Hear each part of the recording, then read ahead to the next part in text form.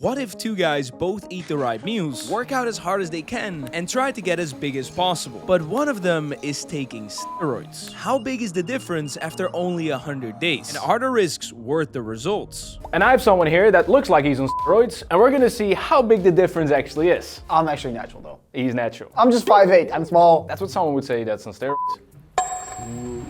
But how big will the difference actually be in only 100 days? And how dangerous is it to take? We don't condone any use of anything. Steroids versus naturals.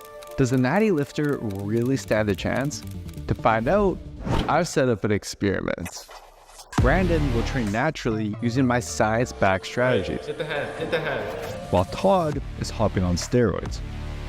Over the next 100 days, we'll track their progress to see who comes out on top. He found someone that wants to start steroids. You can already tell there's a big difference there. There's a big difference. We're not only using DEXA scans to measure overall fat and muscle mass, but we're also getting ultrasounds across all major muscle groups to know exactly where each person experiences the most growth.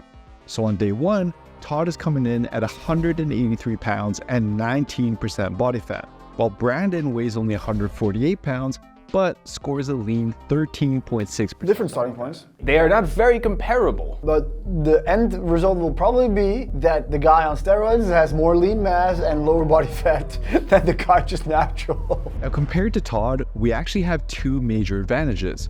First off, Brandon is lean, which means we can focus on gaining weight to maximize growth. Whereas Todd, an aspiring bodybuilder, will soon begin dieting down for his competition. The natural guy can focus on gaining weight because he's already lean. Yeah, so he doesn't have to lean down. In a 100-day transformation, I don't know if this is really an advantage because losing weight while already having mass is easier. Your visual progress will be way faster losing weight. Gaining muscle will take you way longer. While Brandon isn't a complete beginner, he's not as serious of a lifter as Todd. This means Todd would build muscle about 3 times slower than Brandon, but these aren't normal circumstances. Oh, that is very true. So, because he's more of a beginner, we can expect to see a lot more gains. Newbie gains. Newbie gains. Yeah, in the beginning stages when you start lifting, you gain significantly more muscle than in later stages. So let's say after 3 to 5 years, the amount of muscle mass you can build really decreases. So he's right. If we're gonna compare muscle gains and strength gains, then the steroid guy is gonna have a harder time gaining muscle, especially while trying to slim down because he's trying to lose a little bit of weight. Normally. But But here's the kicker, and that's why steroids are so popular with a lot of people that want to take steroids. It will let you build more muscle than you're supposed to. And we will actually see how crazy the effects will be. And I'm excited to see, because if he even gets close to his gains or exceeds it in 100 days, I'm quitting. I'm quitting. He's about to hop on steroids. Let's see if we can pick out someone that's on steroids. Natty or not, rapid fire. First girl. Natural, doesn't seem like she's on steroids. She obviously trains, she probably knows what she's doing, but she doesn't look like she's on steroids. I'm 100% natural. You know what? You know the thing is, you kind of have to also be like a character assassination. I'm thinking Natty. So just for the sake of the video, I'll say not natty. Just Okay, you think he's using? I am not natural. Okay, come on! I'm the best! natural. She's My natural. name She's is natural. Lana, and I am natty. Yeah, she does yoga, dude. Come on. I'm Trey, and I am. He's natty. Not Natty. I am a natty daddy. I like her. She's natural though. She's natural. And I am natty. Nice. There's no way she can take anything, man. She's just like, oh, I don't want to ruin my life. The next guy is not natural. Not natural, no. He's too big. I'm an IFBB pro, so yes, I am not natural. Yeah, makes sense. Next guy, He looks like a little gyno. I think he's not natural. I'll say not natty Okay, too. Real Miles Ward. I am natty. Oh. This guy's not natural. Next one. Oh, the next guy is not natural. I'm Tyler, and I am not natty. Here we go. It's your boy Andy, also known as the Magic Thug, and I am Natty. Natural. That's crazy. technically not natural. Of course, he is. He's just crazy. Oh yeah, he's crazy. Yeah, we could have known. Like I said, it's also sometimes a character thing. We could have known. So sometimes it's hard to guess who is natty and who is not, but good scores. Well done. My next question is, and that's also for the viewer, how dangerous is it? Side effects of steroids. It's a personal choice to use steroids, but if you do, you should know the side effects. These can include erectile dysfunction, decreased sperm count, infertility, shrunken testicles, breast development. Wait a second. Are you on steroids? You're stealing my joke! How long have you been using? What he's saying is all true, and that's actually what we tried to look at. Now it's gonna sound weird, but Look at what exactly? breast. To see if someone is natural or not, because if a guy starts taking steroids, his nips can start Yeah, be a little fluffy. fluffy, sagging. Gynecomastia, it's called. Gyno, yeah. Higher risk for muscle and tendon injuries, acne, and hair loss. Muscle and tendon injuries, that's a really interesting one. Because muscles grow so fast and can produce so much force, your tendons don't fully grow at the same speed. So because you now do a preacher curl, but you're not natural, the muscle fibers will start just pulling on those tendons and they can snap way easier. But to be fair, the rest of it is way worse. Hair loss, acne, erectile dysfunctions. Like if you want to get kids, all on steroids is practically impossible. And I hope all this is not happening to our contestant that we're about to look at, but he's basically saying yes to those things. Wow. Because I'm seeing so many new lifters immediately hop on gear, I want to prove you don't need steroids to make amazing progress. And to help Brandon maximize his growth with his training, I'm going to be choosing exercises that challenge his muscles most in the stretch. Jeremy is helping the beginner here 24/7 basically to make sure he actually trains close to the experienced lifter or just as good, so it's fair. Which is smart. There's no way he could make this progress in only 100 days. And that's why it's so good to have a coach. For example, back in 2022, researchers compared normal pushdowns to overhead tricep extensions, which provide a deeper stretch. The result? Overhead extensions grew the triceps 1.4 times faster. So with Brandon, we're choosing exercises that maximize the challenge in this stretch position across all his major muscle groups. But that's not going to be enough. We need to combine these exercises with my second science-based principle. Let's go.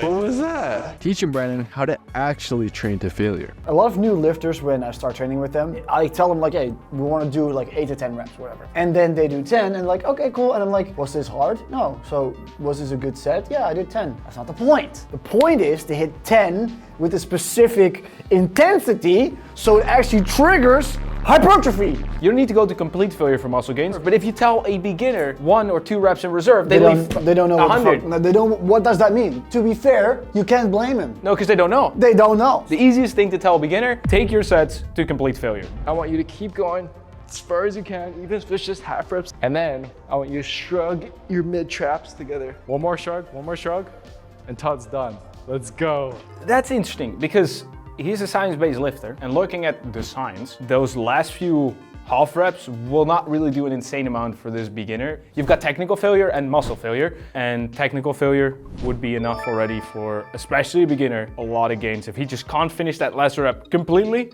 that's his fail. Yeah, I agree with you. But at the same time, we have to defend Jeremy on this one. There was a lot of scientific backing to half reps for a while, so. Yeah. It is an older video also. Like 5 times as painful. So I'm doing like 5-6 reps more than I would usually Yeah, well, do. that's exactly what we said, like 5-6 reps more. Or maybe like 6-7. Okay. I had to. Go. Todd's chemically enhanced body was now performing at a completely different level than it used to. How long would you say like a workout is for you generally? 1.5 into 2 hours. 2 hours? 2 hours, yeah. Wow. Yeah, well, if you're on steroids, you can have just so much more volume, so much more damage to your body because your body can recuperate and recover way quicker and way better and way faster, and just everything is better, faster, quicker. Steroids changes the game. Look at this. So once steroids make their way into your muscle cells, they bind to a powerful androgen receptor. Once bound, they alter your muscle's genetics to dramatically increase the rates of protein synthesis and recovery. So although it pushed Brandon's workout volume and intensity to his natural limit, Let's go up. It's feeling kind of heavy today. not only does every workout Todd do now lead to more muscle growth, but he can also train longer and harder than Brandon, yet still be able to recover from it. One of the miracles in life is compounding, and not just in your investments or money, but also 100 days training. Look at how many more workouts and how many more hours he's spending in the gym across 100 days compared to if he goes for 4 hours a week, or this is literally 12 hours. It could literally handle upper, lower, upper, lower, upper, lower. It can not only handle it, but you can also grow bigger from it. Just 30 days, I was already witnessing just how powerful steroids really are. Day 30 mark. Shit. Todd had already added 2 centimeters to his shoulders. As for Brandon, About the same. 116. 2.5 centimeters is a lot, right? A 1 inch. It's a lot. You packing a 1-incher? It's a lot, right? Ah, yeah, whoa. I think that's a lot. I think he looked pretty good in the beginning. This doesn't make any sense. If he starts working out as a beginner for the first 30 days, I have never seen no results in 30 days for a beginner. So Jeremy recommended that I eat around 3,000 calories a day. I generally have a pretty hard time putting on size, so I'm hoping this new nutrition plan really helps. Now, while Todd definitely had us beat the first month, he's now spending the rest of his time dieting for his show, which may slow down his muscle growth just enough for Brandon and I to close the gap. Luckily, since Brandon's less experienced in the gym, his muscles are more sensitive to growth, which means we can bump up his calories much higher than normal while having those extra calories go towards building muscle. That's what I'm kind of saying. If his results was 0 centimeters in the first 30 days, You'd have to add up the calories. You have to. up the calories more. But this wasn't easy. Brandon is extremely active, playing several hours of competitive tennis per week. Oh, he's a competitive tennis player. So he plays tennis, you added workouts. How is he not eating 3,500 to at least 4,000 calories a day? I see it now, the guy has a real tennis body. So I think at the beginning of the challenge, I was dumbbell pressing around like 50, 55 pounds. And now I can do 3 sets of 10 with 75. Nice. I think that's a pretty Wow. good That's good. Something that I've noticed is if your strength is going up, it's gotta come from somewhere. Of course, it's form, but you're probably gaining muscle. And for a natural, this is basically impossible if you're not eating enough calories. Your body is not gonna prioritize building muscle. In a 100-day challenge or 90-day challenge, It is very important to be fast. you have to be fast. There's no time to waste. I would have maybe estimated the calories wrong, but within 2 weeks, It would be changed. we would have locked it in. Yeah, I'd be happy with like a 2% body fat increase and then 2 to 3 pounds of muscle gain. 100-day transformation. These are his predictions. What would you be happy with as a coach to see? I would say a little bit more than 2 to 3 pounds of muscle is something I would go for in 100 days. Maybe like 4 to 6 pounds. I would have aimed for around 5-6 pounds of muscle. Also keeping food and carbs in mind, doubling that weight. So that will be 10 to 12 pounds in weight gain in 100 days. Why I would add weight and not just body fat or pounds of muscle is because it would show me the amount of food that went in at least. It was correct. I understand that Brandon is saying this, and I think Brandon will at least hit this. We'll see. I haven't seen you in 2 months. Dang, you look good though, man. He's quiet, he's just getting mentally ready for this. Bro, He's so quiet. He's out of it, dude. What the hell? He's in prep mode. He's crazy. He's like, I haven't seen you in months. Your feet can be down towards the knee, and then But while Brandon was completing his scan, I was finding out just how hard Todd had been working since we last spoke. Cardio is like 65 minutes per day. Tired.